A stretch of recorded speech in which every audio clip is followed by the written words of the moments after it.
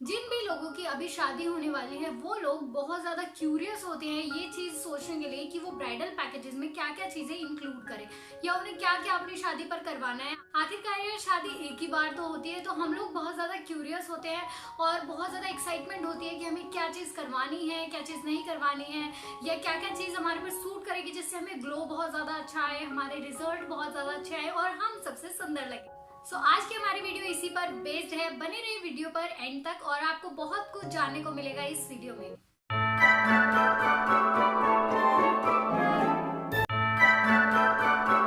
Hello everyone, my name is Priya. Welcome back to my channel Priya Saini official. जैसे कि आप लोगों को पता है, आज हम डिस्कस करने वाले हैं ब्राइडल पैकेजेस के बारे में।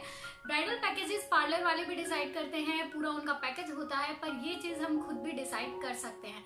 ये चीज हम खुद डिसाइड कैसे कर सकते हैं? ऑब्वियस सी बात है, हमारी स्किन को हमसे अच्छा कोई नहीं जानता।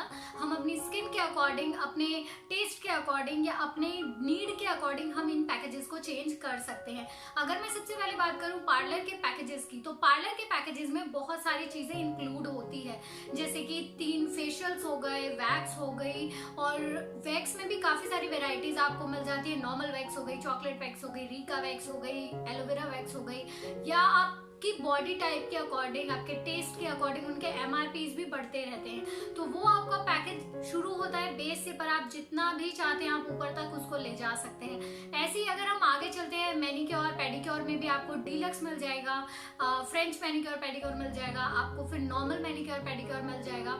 इसमें भी आपको काफी सारी वेराइटीज मिल जाती हैं। अगर हम एडिशनल लेना चाहते हैं तो हमारा आता है पूरा बॉडी स्पा, कि हम अपनी पूरी बॉडी की पॉलिशिंग करवाएं, बॉडी ब्लीच करवाएं, बॉडी वैक्स करवाएं, बॉडी स्पा करवाएं। उसके बाद इसमें भी आपको बहुत सारी वेराइटीज मिल जाएगी प्रोडक्ट के अकॉर्डिंग। अगर हम आते हैं अपने हेयर्स पर, अब यार हम पूरी बॉडी की केयर करें और अपने बालों को छोड़ दें, ऐसा हो ही नहीं सकता, क्योंकि शादी में हमारे बाल भी बहुत ज्यादा इंपॉर्टेंट होते हैं हमारे लुक को, एक ओवरऑल लुक को ब्यूटीफुल बनाने के लिए। तो अगर हम बात करें अपने हेयर्स की, तो हेयर में आ जाता है, अब कई लोग होते हैं कि भाई वो वेट कर रहे होते हैं कि हमारे पास कोई ऐसा ओकेजन आए, उनको मौका मिले रिबॉन्डिंग करवाने का, स्ट्रेटनिंग करवाने का, स्मूथनिंग कराने का, तो वो ये चीजें कराना चाहते हैं। हेयर स्पा लेना चाहते हैं, अपने बालों को सिल्की शाइनी स्मूथ कराना चाहते हैं, तो ये पैकेजेस में आप इंक्लूड करा सकते हैं। पार्लर में पैकेजेस बनते हैं इन्हीं के अकॉर्डिंग, क्योंकि आप लोगों को पता है मेरी मम्मा का पार्लर है और मोस्टली पैकेजेस मैं ही बनाती हूँ।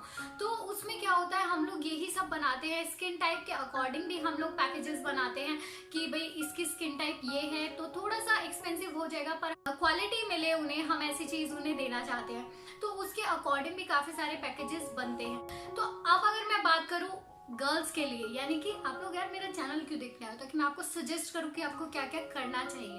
तो यहाँ पर अब हम बात करें गर्ल्स की कि उन्हें करना क्या चाहिए। सबसे पहली चीज, अपनी स्किन को ध्यान में रखो।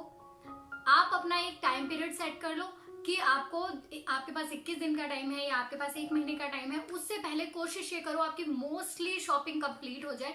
थोड़ा बहुत तो यार रह ही जाता है, वो तो एंड डे तक आपका रह ही जाएगा, पर जितना हो सके उतना कंप्लीट कर लो। उसके बाद आप आओ पार्लर पर। अपनी बॉडी केयर, अपनी स्किन केयर, अपना हेयर केयर नॉर्मल तरीके से भी करो। प्लस जिस दिन आप पार्लर में जा रहे हो उस दिन कोई भी नॉर्मल रेमेडी ट्राई नहीं करनी, 2 दिनों तक बिल्कुल भी नहीं करनी। ये चीज टिप्स भी आपको दे रही हूँ मैं, साथ साथ नहीं करनी है। अदरवाइज आप कर सकते हो, 2-3 दिन के बाद से स्टार्ट कर दो नॉर्मल रेमेडीज को भी यूज करना, जो कि अगली वीडियोस में मैं आप लोगों के साथ शेयर करने वाली हूँ। अब हम बढ़ते हैं आगे की तरफ। तो आपको क्या करवाना है ये आपकी नीड है। सबसे पहले आते हैं फेशियल्स पे। तो आपका स्किन टाइप क्या है, आपको कितना ग्लो चाहिए, आपकी डार्क स्किन है, फेयर स्किन है, मीडियम स्किन है, आपको ग्लो कितना चाहिए, या आपने पहले कितने फेशियल्स ले चुके हो, वो भी आपका डिपेंड करेगा पैकेज बनाते हुए। क्योंकि कई बार क्या होता है, हम जब बहुत हाई फेशियल्स ले चुके होते हैं तो हमें वो वाला ग्लो नहीं मिलता मीडियम फेशियल से, तो हमें उन्हीं फेशियल्स पर या उसी क्राइटेरिया के फेशियल्स पर रहना पड़ता है अपने बहुत अच्छे ग्लो के लिए। नेक्स्ट सबसे मेन चीज ये भी डिपेंड करती है कि आप सिटिंग्स कितने लेना चाहते हैं। आप 2 सिटिंग्स लेना चाहते हैं, 3 सिटिंग लेना चाहते हैं, या आपकी स्किन किस टाइप की है, आपके पास टाइम कितना बचा हुआ है। मोस्टली ये स्टार्ट हो जाता है 3 महीने पहले से, लेकिन कई लोग होते हैं जो ये कहते हैं नहीं हमें शॉपिंग वगैरह पे जाना है, तो हम अपना 21 डेज का टाइम पीरियड निकाल के चल रहे हैं कि हम उसी को पार्लर में देंगे और उसी से ही हम होममेड कुछ ट्राई कर रहे हैं। तो ये चीजें हमें सब कुछ पहले ही माइंड सेट करना होता है गर्ल्स को अपना, कि यार वो कितना टाइम किस चीज को देना चाहते हैं।